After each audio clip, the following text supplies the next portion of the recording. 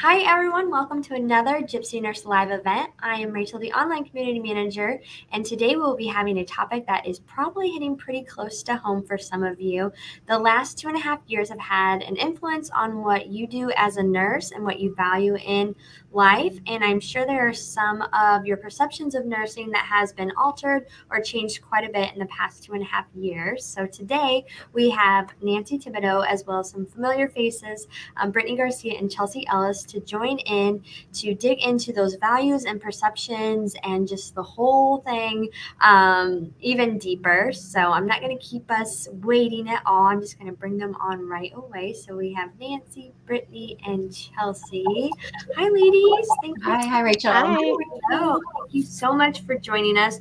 This is such an important topic. We see it in our network group discussed all the time. So I'm so happy to have you guys come on and just talk about this. So I will let you take it away. All right, thanks, Rachel. So this topic, you may wonder, where did it come from? And it's very personal to me, and I'm very passionate about it. And I think these are stories that need to be told. But where did it start? I mean, basically, I'm seeing from being first responders and heroes to where everyone was applauding and bringing food to the hospitals and standing out on balconies and honking and all these amazing things. And then all of a sudden, it stopped and the world moved on to the next thing. We're a very fickle country, and it broke my heart. And I think one of the reasons why it hit me so hard is I am a Route 91 survivor.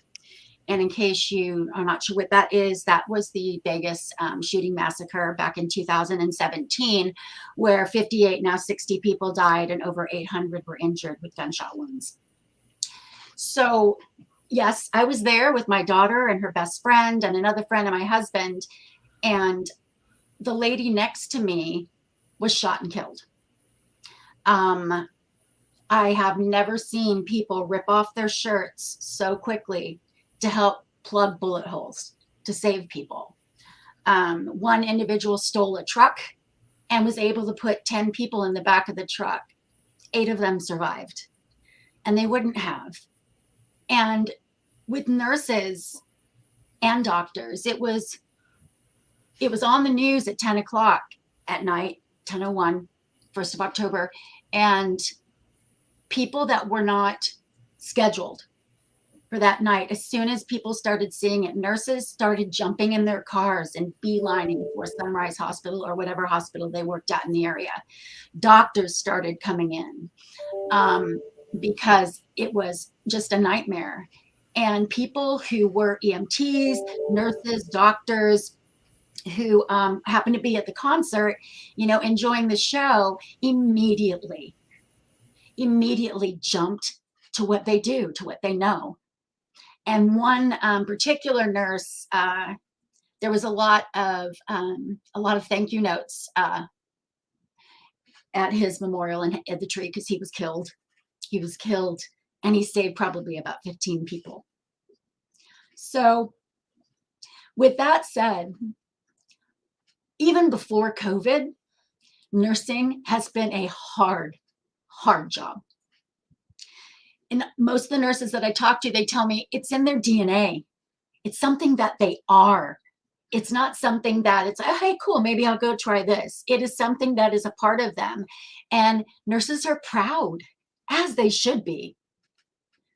But even before COVID, they were dealing with horrifying things on units and can't unsee the things that I saw. And so to have COVID come and then have everything be so fickle, it's no wonder that there's a high volume of nurses that are thinking about leaving. I understand PTSD. I have it. I have it for one night in the combat zone. These nurses, you nurses that have been at the bedside through COVID, how about 700 days in the combat zone over and over? And so I'm thrilled that Brittany and Chelsea are here with me today, because both of these lovely ladies have been nursing prior, at the bedside during, And now we're coming out the other end as things start to slowly normalize. So our objective is to be transparent and just brazen with honesty. And these ladies will share how they got through it. And what I'm asking you is, if you need to go somewhere new or put roots down for a while, there's a reason why you became a nurse.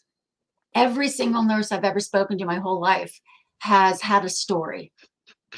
So I just ask that you remember your story and why you became a nurse, and you'll always be superheroes to us.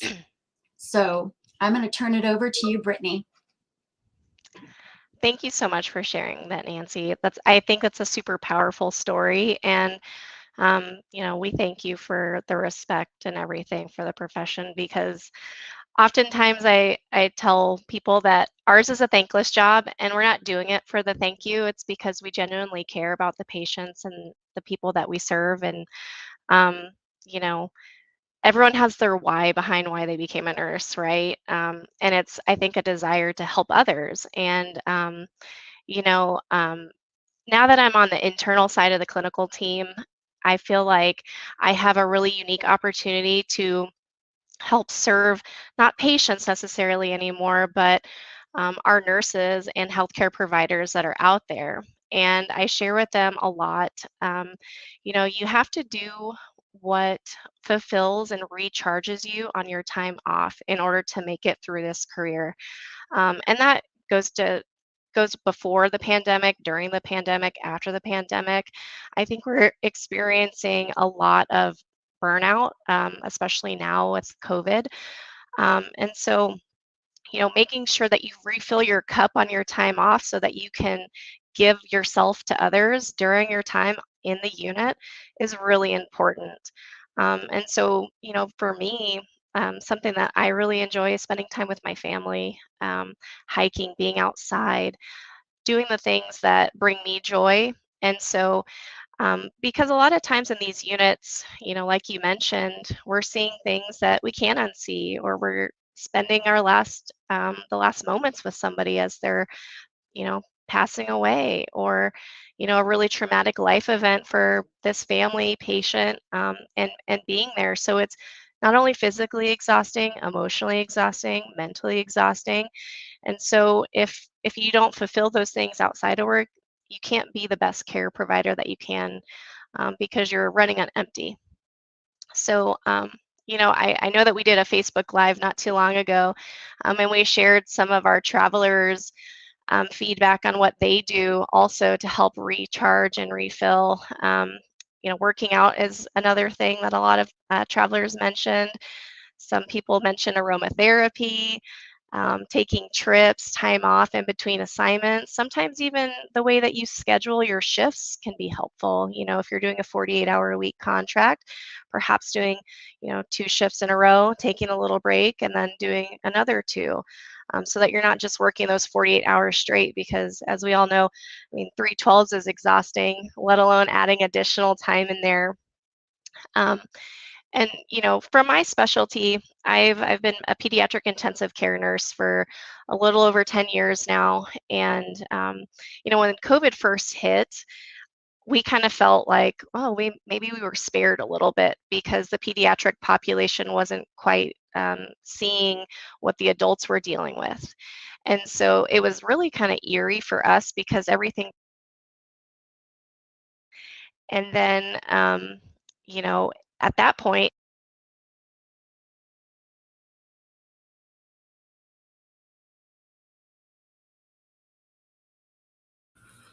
We can't hear you, Brett.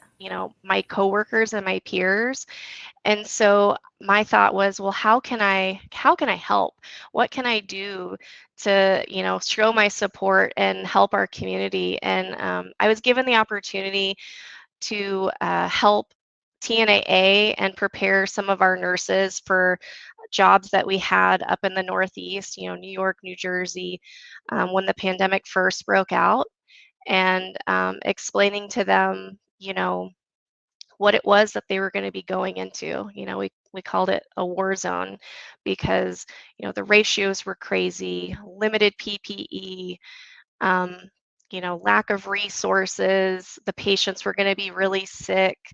And at that time, we didn't really know what this virus had in store for us or how to treat it. And so it was very scary.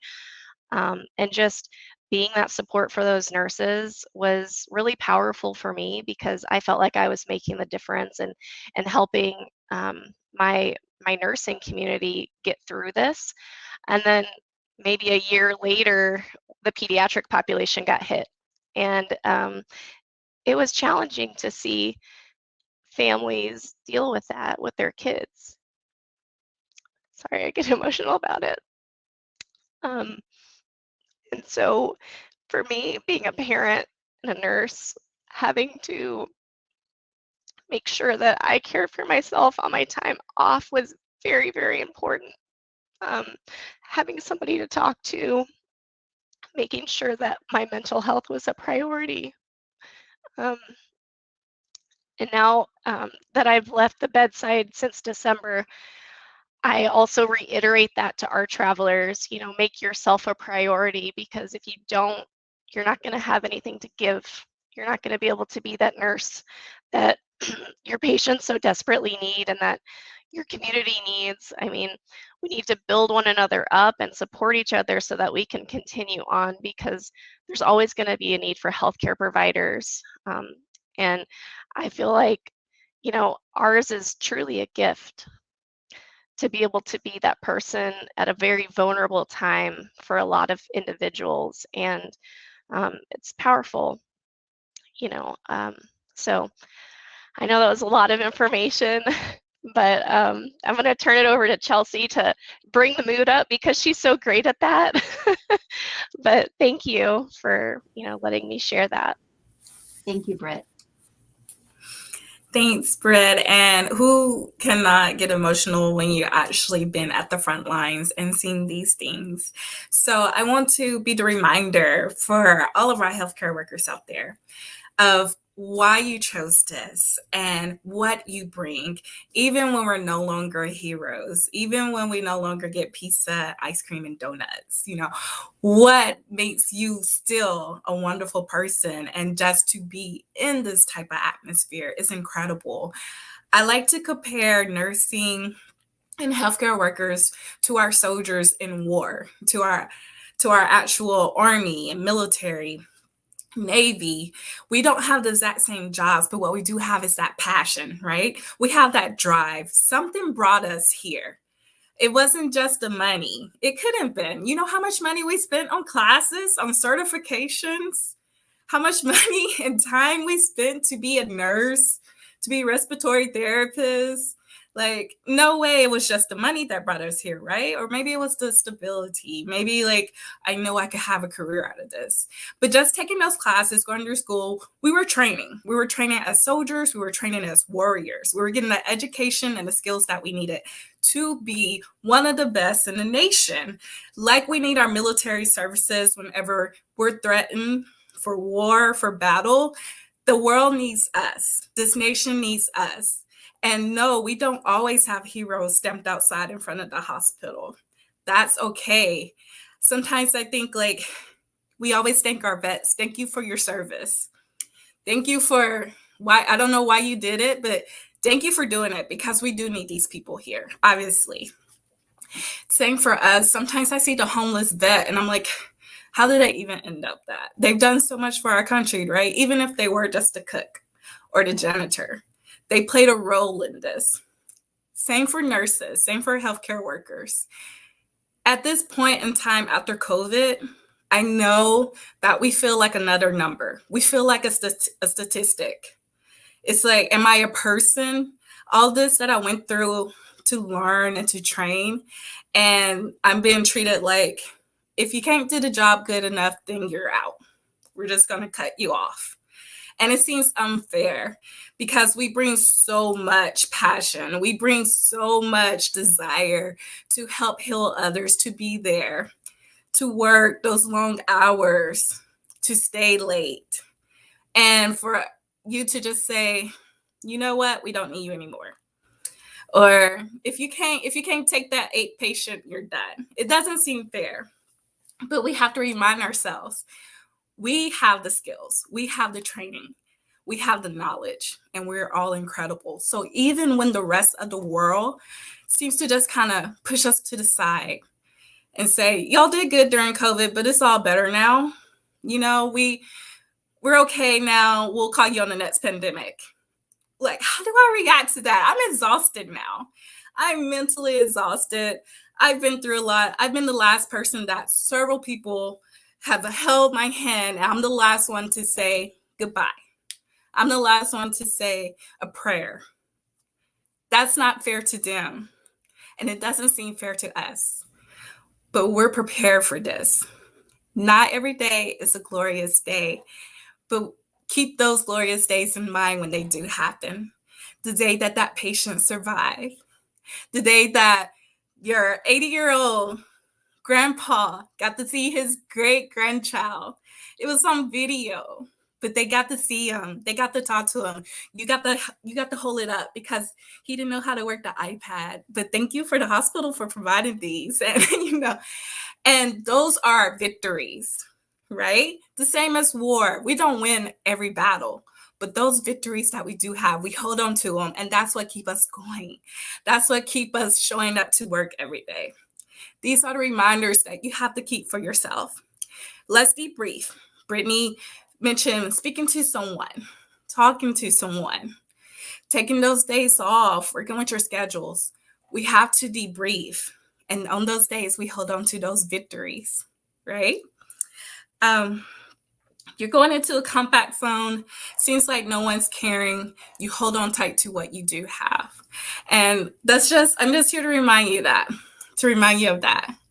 You all are incredible. I have plenty of stories of when I worked through COVID and I had to step away. I had to go to the break room. I had days when I worked in Maryland because I was also a traveler. And I worked in Maryland. And I would get off of work late, and at the front would be a dinner that someone made for us, and I get to take it home.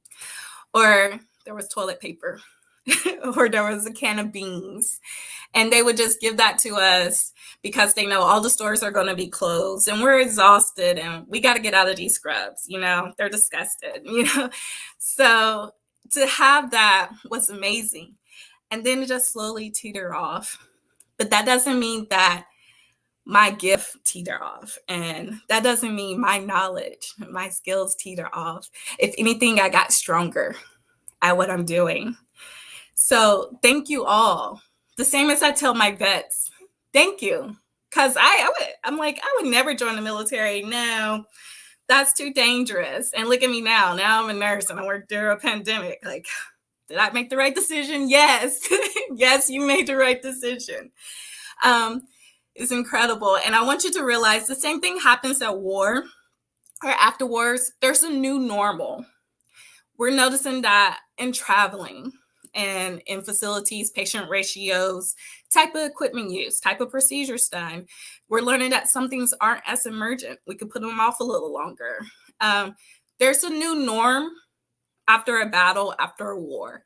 So we do have to accept that the only thing constant is change. Let's accept things are going to be a little different than they were before COVID. You're going to have nurses who did not quite get the same skills that you got during nursing school. They didn't have that opportunity, and that's okay. You're the educator. At some point, we're the sergeant, right? We're the platoon leader. And we get to say, hey, let me show you this incredible way to do this. You will not find it on the inklets. I promise. Let me show you how to do this. Okay. And that's the new norm where we're used to going in and having someone to show us the ways as traveler and orientate. We're becoming the preceptors. We're becoming those nurses that have the capabilities to go from South Carolina to Arizona to California, Missouri. We have those capabilities where we can go from each place and share our knowledge, share our wealth. and remind all the new nurses, all the experienced nurses that we're incredible. All healthcare workers, we're incredible. We're tired. We've been to war. We fought.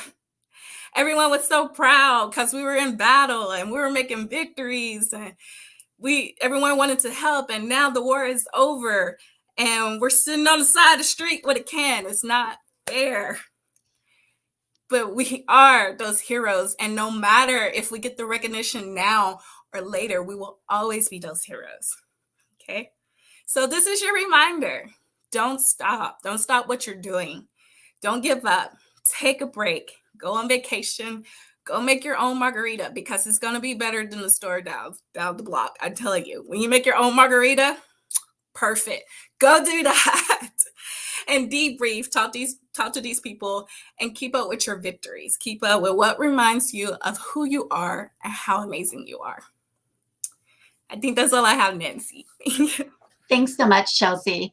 A couple of things that we had talked about is how, when COVID first started, it was PPE, it was donning and doffing every time in between patients, running out of things. And now the issue has shifted a bit. The issue is leadership. And sometimes it's the nurse with barely your experience that is taking charge, or it could be a traveler. So can you guys talk a little bit about that, and how, what are some recommendations to maneuver that when you show up and it's like, hey, you're charged, and you weren't necessarily ready for it?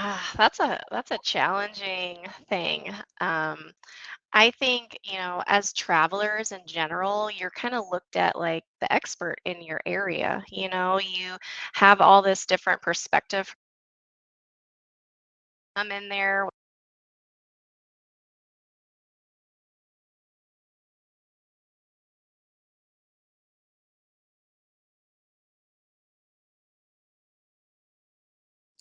Britt, we can't hear you. I think your phone's probably ringing. That's shutting it down.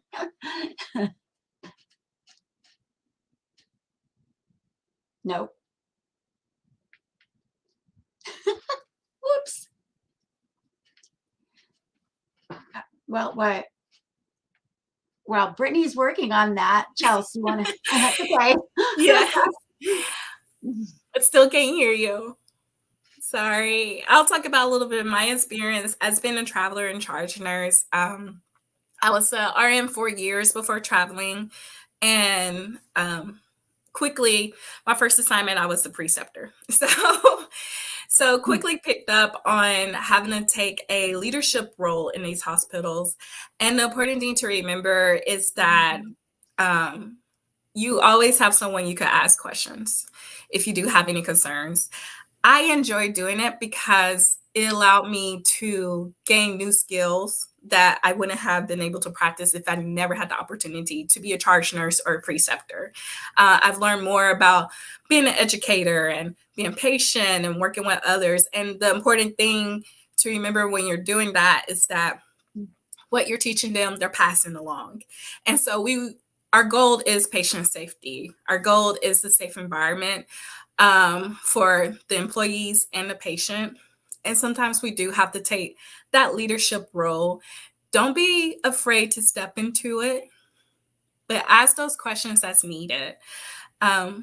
There's a few places I've been where my charge nurse has been a nurse for 1.5 years. And I've been working about 8 years at this time. And I'm patient with them. They're learning. I'm proud that they got the opportunity to do this. And if they have any questions for me, or if I have any advice for them, we share. I build that relationship with them. And that way we all could reach the same goal, and that's patient safety. So go in to that role with an open mind. If you have someone younger or less experienced than you over you, have that open mind, have that willingness to work with them, to speak with them, communicate, because the common goal is the patient. Can you hear me now? Yes. Yay. Okay. I don't know what's going on. Sorry, guys. I just wanted to like build off what Chelsea was saying. You know, we all have something to learn from one another, whether you're a 1-year nurse, a 20-year nurse, 10-year nurse, 30-year nurse, and working together as a team for the patient's safety and, ultimately to help them, I think is really important. If you're uncomfortable with, stepping into that role, I think it's always very important to have an open dialogue with your leadership team in a unit. Have them lay out expectations and get on the same page about what the game plan is, right? And be willing to be flexible and meet them in the middle. I think that's always super important. And when you're, having concerns, making sure that they're aware of how you're feeling. I mean, you can't just anticipate them to read your mind. Having that conversation really helps get everyone, you know, on the same playing field. And so, kind of what you're going into. Um, I think you also have to be really confident in yourself as a traveler. Like, you're a nurse, you know how to do this. They're not teaching you how to be a nurse. They're just showing you where their equipment is, how to chart in their charting system. So, like, keep that in mind. Like, you know what you're doing. It's just a little uncomfortable because it's not the facility that you're used to, maybe, or maybe they do a dressing change slightly different. But like, I explain it to people who aren't in healthcare. you know I'm a chef. I'm just in someone else's kitchen. Like, I know what I'm doing.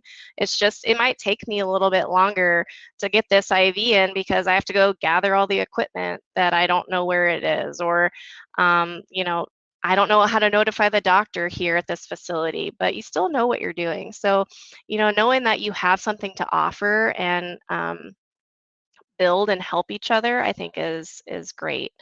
Um, I think Nancy had mentioned, the lack of leadership. We're hearing from a lot of our nurses that they're getting to these units, and not only is the bedside staff having turnover, but so are their nurse managers, their directors, and it's these nurses aren't knowing who to go to when they're having concerns, or maybe like the unit is just it seems like it's barely holding on because they have that lack of leadership support. But there's always somebody who's in charge. And so if you're in a unit that's like that, helping, number one, be that leader as a traveler because you have that experience. It goes back to being confident in yourself, but finding out who that go-to person is that you can speak to about those concerns if you're having them. Sorry that my mic went out, guys. I don't know what happened. I Yeah, didn't that's push okay. any buttons. Thanks, Brittany. Thanks, Chelsea. You know, with the normalization of compensation right now, which I know is a pain point for some, what that means is traditional travel is coming back. Every job was a crisis job for the last 2.5 years. I remember having a conversation with our clinical team, and it was, if anybody asks to go somewhere that is not a hot spot, there's no such thing, because we didn't know where the next hot spot was, right? So you all have been crisis nurses for the past 2.5, 3 years, right? I remember one nurse saying, I became a nurse to save lives, not to watch people die. Damn straight. Nobody goes into nursing for that. They go into nursing to make a difference. And it's been crazy. It's been rough. It has been commoditized. If I had all the money in the world, I would be paying you guys everything I possibly could, because your job is so incredibly different and difficult. But because of the budgets in the hospitals, I read a few articles, and in the last 2.5 years, most hospitals have been running at -3% or more. So they've been losing money in the red for 2.5 years. And I get it. I get it. There are bean counters up there that have no freaking idea of what y'all do and what you go through and how amazing you are. They don't even know. What they're doing is looking at a spreadsheet. I mean, that's the reality of what's happening right now. And so, yeah, the rates are normalizing. They are. With hospitals basically fighting each other to try and get nurses to come to them, rates went higher than we've ever seen them. I've been in this industry for 22 years, and never in my life had I seen anything like this. And I talked to quite a few nurses that said, you know, we feel like now this at least is showing us that we're valued. That's the only tangible thing that y'all could see or feel, is that, you know, this was helping you feel, you know, just feel needed and respected. And in thinking about that, it's like, that's sad. I mean, making great money, that's not sad. But what's sad is that that's what was left of the appreciation. And I know y'all, Brittany, Chelsea, I know you don't do it for the thank you, but I think in a nation, we have to thank you, because we, just like with the military, I always say thank you for your service as well, because you guys may not need it, but for you to understand how our hearts are, that's the only way we really know how to tell you how amazing you are. I could never be a nurse. I was in the ER once and I read the ER creed. I bawled my freaking eyes out halfway down. I couldn't even function. So I thought, not for me. Plus, when I see blood, it's not a pretty thing. So I could never be a nurse. The people that I work with on the other side could never be nurses. There are so many people, but you guys are. And you are so needed. And with everything normalizing, it's like, what's going to happen? You know, my crystal ball tells me that we are not going to normalize all the way to where we were prior to COVID. That it's going to be probably about a 20% increase from then. So this is where, you know, you guys, the decisions that you make, and yeah, Gina, thank you for sharing that. Yeah, the turnover is definitely real. And it's happening in Florida. Yeah, I've read a lot of articles on Florida. It's tough. It's real. And so this is where we look at what do we want different? You know, why did we want to travel to begin with? For some of you, you'll go back to your roots, and that's fine. That's where you're comfortable. We applaud that. Thank you for staying in your career. Some of you may be in a situation where you're over the experience for right now, and it could even be a trigger for you to be going to the same place again. And that's okay. I mean, it's not okay because you had to go through hell in a handbasket, totally. But when you recognize that, going someplace new, maybe someplace smaller, maybe someplace in a rural area, to do what Brittany and Chelsea have been talking about on your days off, just breathe. Those of you who are perm nurses or travel right now, find out what your companies have to offer you for help. There always was EAP around, and I remember telling people, it's part of your package. EAP is, use it. Now what we've done, and there's a lot of phenomenal companies out there that have, you know, added to what their offerings are, but we now have First Stop Health for our nurses, because every org out there in this industry and others need to be offering what you need. So taking advantage of that is really important. If you do need to take some time, take some time. But what we are really, the message we really want to send here is don't give up on your choice in career. I guarantee you, in time, your heart is going to be pulled, because it was in the beginning. And so with the compensation now, going back to kind of normal, It's irritating. Some of you, I get it. How on God's green earth can I possibly be on an assignment and cared about, and then 2 weeks in, my rate changes. 4 weeks in, it changes again, but I'm still needed, right? That's the reality. That's the elephant in the room. That's never happened before, but neither has COVID. This is our first time through anything like this since, gosh, I don't know, the Spanish flu, the plague. I mean, this has been insane with the amount of loss and the amount of not having enough support or help, you know? And so hospitals need you, but more than that, patients need you. And so these are just two things that I ask you to think about. When we decide which nurses we're going to be working with, we ask ourselves, would we want this nurse to take care of our mom, our dad, our brother, our sister, our children? Right?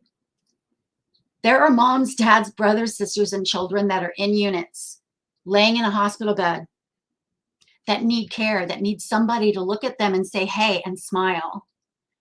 Last time I checked, no one woke up in the morning and raised their hand and said, you know what I'm going to do today? I'm going to go hang out in a hospital bed. Food's great. Don't get any sleep, but what the heck? No one is in a hospital because they want to be, right? They don't want to be there. And you all make the difference of their experience, not the doctor. Sorry, doctors, but it's not. It's not the doctor, it's the nurses. It's truly the nurses. So think about the fact that you are desperately needed.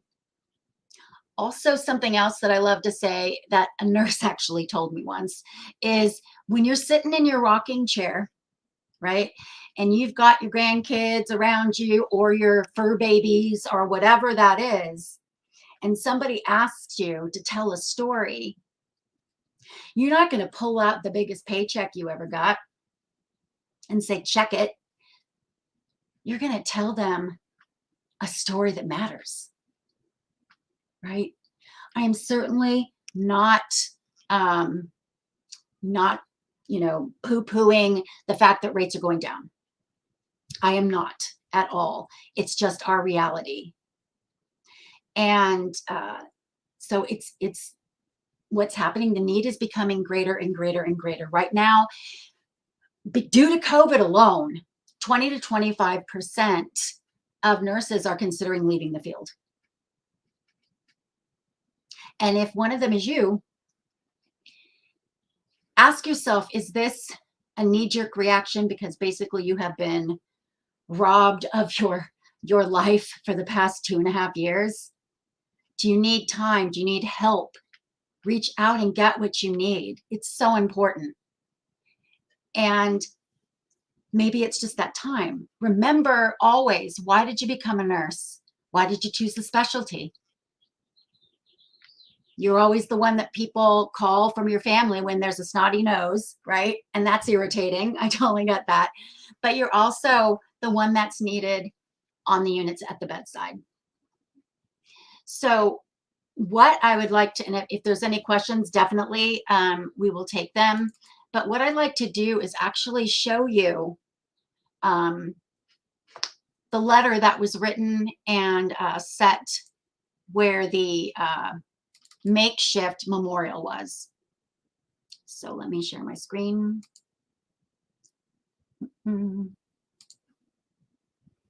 Screen sharing, share screen. This one, share. Okay. Can you see that, Brett? Okay. So it says, to the victims of this tragedy and your families, my heart and soul have forever been changed. It was an honor to be your nurse. You were the bravest men and women I have ever met. In a time you were in shock, I was too. I pray for your healing. I pray for that you reunite with your loved ones. Every day I go to work, I think of all of you. Every day I will strive to be the nurse you deserve. We cannot unsee what we saw, but we will prevail. I will remember you all. Shouldn't have to do that. Sunrise Hospital. But she did. And I'm not sharing anymore, right? No. Technical, but she did. And that's who all of you are.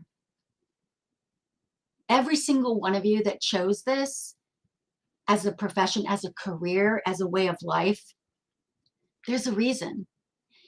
And I can't even imagine what it would have been like that night with no nurses.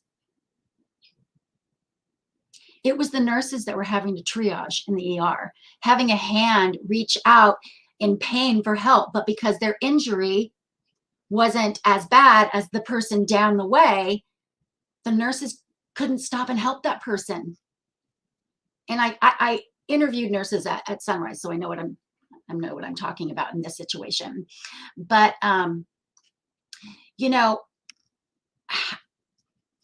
hard would that be? But they stayed and they went and they worked for so many hours and they saved so many lives. If they weren't there, the death toll would have been so much larger. So much larger. So we need you. We really need you to think about why you joined the career and stay here. If you need to travel, there's tons of agencies out there. If you want to put roots down, I can pretty much guarantee you there are perm positions open across the country. If you need to take time off, do it. But wanted to explain what's going on from a monetary perspective, why it's happening, right? Respect that it's tough. But remember, this is the first time. We're just wading through this together. So I appreciate each of you. Brittany, Chelsea, thank you so much for being a part of this. You two are absolutely amazing. And thank you all for taking the time to join us today. Thank you for having us. Yes, thank you so much. That was just so powerful. Everything, I really hope that it resonates with a lot of different people that were watching. We've had some great comments. People saying thank you for sharing your story, Nancy. Christina said it was very powerful, very important topic. Claudia said thank you for your stories, also relative to healing and preparing for the future, which is so important. Like this, is going to be in the past and you're going to remember it, but it's not going to always, be this way. And Gina, she said, the turnover is real. This happened to me in Florida. So she's definitely seen it. And Fred said, immeasurable debt to our nurses. Thank you for sharing your stories today. And we cannot thank you enough. If anyone has any questions on last minute, feel free to ask them. But if not, you guys can always reach out to Nancy, Brittany, or Chelsea. They're with Travel Nurse Across America, and so they'll be happy to answer your questions and all of that. So, all right. Well, thank you guys so much. We hope to have you on again. This was great. And you guys all have a wonderful day. And nurses, don't give up. It's not going to be too hard much longer, hopefully. Thank you.